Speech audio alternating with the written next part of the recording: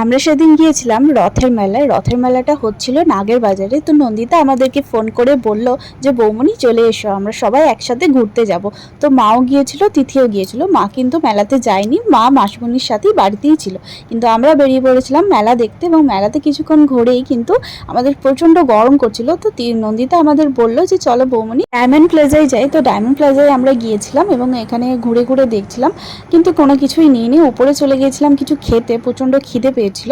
আমরা নিয়েছিলাম একটা চিকেন পিৎজা আর প্যান ফ্রাই মোমো। তো দামটা অনেকটাই পড়ে গিয়েছিল, তো সেটার জন্য দেখো আমরা দুজনে কাঁদছিলাম, কিন্তু তারপর খাবারগুলো ভালোই ছিল। তা এত কিছু খেয়েও আমাদের মনটা ভরেনি, তো সেটার জন্য আমরা আবার একটা ছোট পেস্ট্রি আর একটা কোল্ড কফি নিয়েছিলাম। কিন্তু এখানে কোল্ড কফিটা নামি কোল্ড কফি ছিল, একটুকুও কিন্তু ঠান্ডা ছিল না। তো সবার কাছ থেকেই ফিডব্যাক নিচ্ছিলাম। তো নর্মাল খেতে এমনি ভালো ছিল, কিন্তু ঠান্ডাটা একটু কমই ছিল। তারপর খাওয়া দাওয়া করে আমরা বাড়ি চলে আসলাম। দেখা হচ্ছে নেক্সট একটা মিনি ব্লগে। চলো টাটা।